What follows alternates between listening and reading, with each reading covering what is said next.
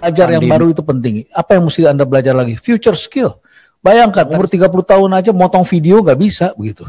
Ya, itu kan kita sekarang harus promosi sendiri, pasang iklan sendiri. Dulu kita orang pasang iklan kan media planning, oplahnya berapa, readershipnya berapa. Sekarang semua pakai big data dan dengan uang 1 juta kita bisa bayarnya klik per view begitu. Ya, ternyata kita udah pakai artis yang terkenal sebagai endorser kita, nggak naik penjualannya. Kok bisa begitu? Rupanya banyak artis yang namanya terkenal, engagementnya nggak ada. Sekarang kita bedakan antara popularitas dengan engagement. Kita lihat, kita bedakan seperti itu. Kita belajar lagi.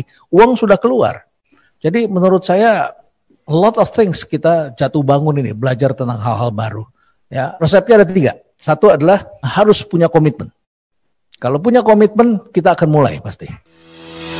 Surviving Business and Job Climate Change in 2023. Ikuti program Sukses Sejati 2.0 Blended Learning batch yang ke-7 untuk para pemimpin, profesional, dan pengusaha. Dimulai 27 Mei 2023. Dapatkan inspirasi yang menarik melalui sharing dari para pelaku bisnis yang berdampak di tempat kerja, usaha, serta komunitas. Dengan kombinasi pembelajaran digital dan Saturday Together secara on-site dan hybrid bersama top-rated speakers, praktisi bisnis, dan dunia kerja. Menghadirkan Julian Fu, Paulus Bambang, Heru Kumarga, Johono Esudirgo, Junaidi Lee, Yakub Kusmanto, Yonatan Nugroho. Untuk informasi dan pendaftaran kunjungi www.kbc.or.id/ssbl7 atau hubungi 0813 2678 3343. Dipersembahkan oleh Kingdom Business Community, a God Center Marketplace Community.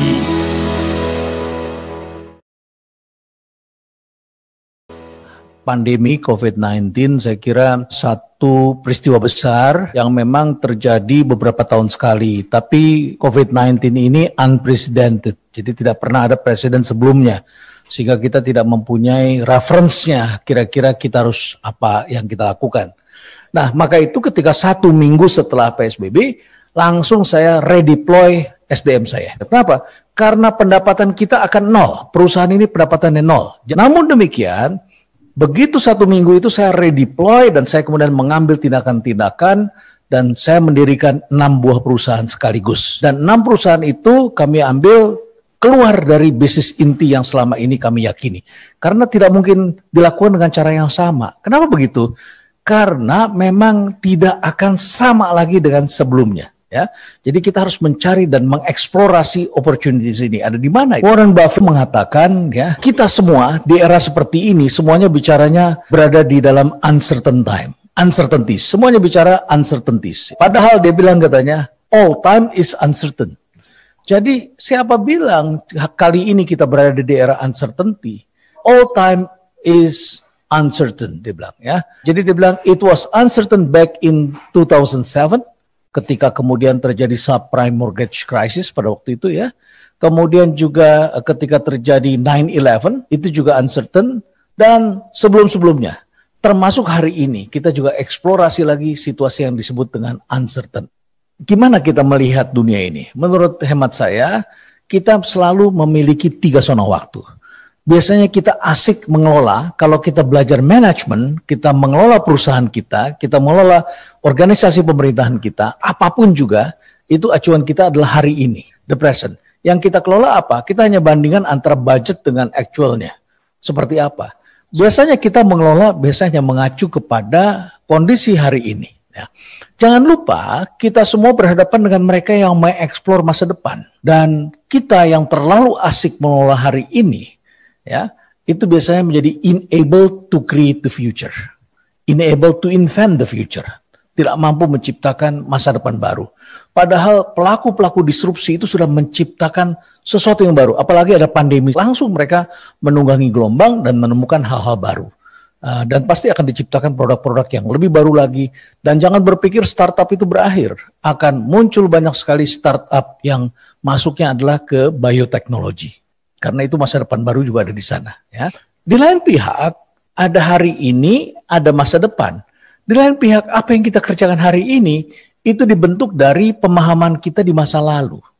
Jadi apapun yang kita lakukan hari ini, itu dibentuk dari pemahaman kita atau sekolah kita di masa lalu. The past. Dan celakanya kita seringkali unable to escape from the past. tidak mampu keluar dari perangkap-perangkap masa lalu. Ini banyak sekali orang yang seperti ini. Yang paling berat itu memang pekerjaan seperti saya ini, menjadi seorang akademisi. Banyak sekali akademisi yang terperangkap dengan ilmu di masa lalu karena tidak mengeksplor dunia baru ini. Ya, saya kalau membimbing program doktoral pasti saya tanya, apa kontribusi Anda? Novelty-nya di mana? Ya, dan saya tidak ingin Anda bikin transformational leadership tetapi pakai acuan yang lama. Saya ingin transformasi dari 3.0 ke 4.0. Apa kontribusinya? Ini beda loh perusahaan pada masa itu dengan masa sekarang. Kalau dulu semuanya serba capex. Hari ini anak-anak muda bikin perusahaan itu opex. Jadi tidak bisa mereka berapa jaminan atau mendapatkan modal dari bank. Makanya mereka larinya ke venture capitalist dan mereka carinya growth di sana. Ya. Nah, inilah yang sekarang sedang dilakukan ketika kita beralih dari the past ke future. Dan ini adalah yang disebut dengan disruptive innovation. Nah, masa depan itu non-linear. Oleh karena itu maka membutuhkan manusia yang berbeda dengan manusia di masa lalu. Nah, selama COVID kita lihat orientasi konsumsi lebih banyak kepada kesehatan. Post-COVID tampak sekali bahwa orang akan sangat confident dengan teknologi. Ini dibutuhkan 6 kecerdasan baru yang sangat penting sekali. Dan kami di Rumah Perubahan langsung bikin tes dan langsung kami terapkan dan bangun kecerdasan-kecerdasan baru ini. Yang pertama adalah yang disebut dengan technological intelligence. Jadi kecerdasan technological. Ya, ini penting sekali. Bayangkan kalau pegawai kita sudah punya jabatan dan gajinya sudah lumayan, punya kecenderungan mereka nggak mau lagi utak-atik sendiri. Serahkan pada orang lain dan akhirnya secara teknis dia tidak begitu bagus. Padahal semakin user friendly dan begitu kita terputus, kita tidak akan bisa kembali lagi dengan cepat. Karena basic model ini kita sudah ketinggalan. Saya teringat ketika dulu saya kuliah di Amerika, semua profesor saya bisa mengoperasikan komputer yang pada saat itu masih sangat complicated, ya, tidak user friendly. Semuanya bisa. Nah, kita punya kecenderungan begitu umur 30-an, ya sudah. Padahal di sini technological intelligence ini artinya apa? Understanding and make use and amplify the power of rapidly emerging technologies and its impact. Jadi bagaimana kita bisa memanfaatkan teknologi. Yang kedua, dibutuhkan kecerdasan sosial dan emosional. Saudara-saudara lihat semakin banyak milenial yang panasan di lapangan dan tidak bisa mengontrol emosinya. Teknologi internet ini membuat manusia tidak cerdas dengan lingkungan sosialnya. Tidak peka karena mereka berhubungan dengan benda mati dengan komputer di depannya. Mereka menjadi tidak punya keahlian untuk membangun hubungan dengan orang lain. Saya kira bukan hanya milenial, juga orang-orang tua ini sekarang mulai terasa tidak memiliki kecerdasan emosional dan sosial, tidak bisa mengendalikan emosinya. Ngomong sembarangan, memuji dirinya berlebihan, dan menyalahkan orang sembarangan. Padahal semakin ke atas, ini yang dibutuhkan. Ya, semakin ke atas, bukan pintar semata-mata, tapi kecerdasan seperti ini. Kemudian yang ketiga adalah contextual intelligence. Ini referensinya buku Blink ini. Ya, Malcolm Gladwell. Dia mengatakan berkunjung ke satu museum, melihat ada suatu barang antik dipamerkan, datang dari Mesir. Katanya ini adalah peradaban Mesir pada abad sekian. Tapi ada satu orang yang langsung bisa sekali melihat saja, sekelebat mata dia bilang itu palsu. Ya, dia mempunyai jam terbang, pengalaman, pengetahuan yang cukup tinggi sehingga dia bisa menangkap apa yang terjadi di konteks itu. All in a blink of eye katanya. Ya, jadi kita bisa dengan cepat begitu. Nah, keempat, moral intelligence. Bagaimana kita menggunakan set of values. Kita punya nilai-nilai. Jangan lupa, bekerja itu harus punya nilai-nilai. Karena orang mengikuti kita karena nilai-nilai kita. Pemimpin yang paling puncak yang diikuti orang itu adalah moral intelligence. Nah, apa hubungannya? Ini berempat nih. Apa hubungannya dengan bisnis? Dulu, pada waktu saya masih muda, saya berpikir saya nggak punya uang, jadi saya nggak bisa maju gitu. Saya nggak punya modal, saya bukan anak siapa-siapa. Tapi sekarang saya melihat bisnis itu menjadi gampang atau mudah, ternyata penyebabnya adalah kepercayaan.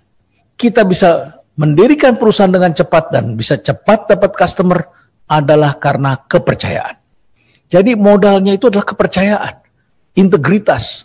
Tapi sebaliknya, bisnis saya tidak berkembang kalau saya tidak mempunyai kepercayaan. Jadi intinya adalah ini, moral intelligence, gitu ya. Jadi ini sangat mendasar sekali. Kelima ini generative intelligence, ya. Jadi mampu menangkap opportunity dari ide-ide baru seketika begitu. Ya, walaupun dalam keadaan yang sulit. Yang keenam, harus memiliki kemampuan eksploratif transformational. Ya, kecerdasan eksploratif transformational. Mampu mengeksplor dan kemudian membelokkan sehingga kemudian kita bisa mentransformasi, membawa ke tujuan yang mulia itu, tujuan yang baik itu, the new future. Nah, saya ketemu dengan beberapa orang yang, waduh, saya sudah lama di rumah tidak bisa melihat kesempatan di mana. Saya bilang, yuk kita explore, ya. Tapi begitu kita explore, rata-rata kawan-kawan yang datang ke sini masih terpaku dengan bisnisnya. Kami di rumah perubahan. Sebagian dari apa yang kami masuki itu sebagian keluar dari bidang kami. Ya, kami benar-benar keluar. Bayangkan kami masuk ke bisnis ekspor. Kami mulai ekspor ikan. Kami mulai mengumpulkan UKM-UKM untuk membantu mempertemukan dengan pasar. Banyak hal-hal baru yang kami eksplor. Dan kadang-kadang saya bertanya di malam hari, apakah ini sesuai dengan core competence saya? Ternyata banyak hal yang kita harus eksplor dan mungkin kita harus belajar kembali. Dan menurut saya memang ini tidak mudah, ya. Belajar yang baru itu penting. Apa yang mesti Anda belajar lagi? Future skill. Bayangkan umur 30 tahun aja motong video nggak bisa begitu. Ya, itu kan kita sekarang harus promosi sendiri, pasang iklan sendiri. Dulu kita orang pasang iklan kan media planning, oplahnya berapa, readershipnya berapa. Sekarang semua pakai big data. Dan dengan uang 1 juta kita bisa bayarnya klik per view begitu. Ya, ternyata kita udah pakai artis yang terkenal sebagai endorser kita, nggak naik penjualannya. Kok bisa begitu? Rupanya banyak artis yang namanya terkenal, engagementnya nggak ada. Sekarang kita bedakan antara popularitas dengan engagement. Kita lihat, kita bedakan seperti itu. Kita belajar lagi. Uang sudah keluar. Jadi menurut saya, a lot of things kita jatuh bangun ini, belajar tentang hal-hal baru. Ya, resepnya ada 3. Satu adalah harus punya komitmen. Kalau punya komitmen, kita akan mulai pasti. Yang kedua harus konsisten. Kalau konsisten, itu adalah jalan supaya kita bisa menyelesaikan. Yang ketiga, itu adalah harus mau melakukan hal yang tidak mudah. Dengan melakukan hal yang tidak mudah, kan banyak orang yang tidak bisa ngikutin kita. Jadi itu saya kira rumus untuk kita belajar lagi hal-hal baru. Yang disebut the future skill, hal-hal baru.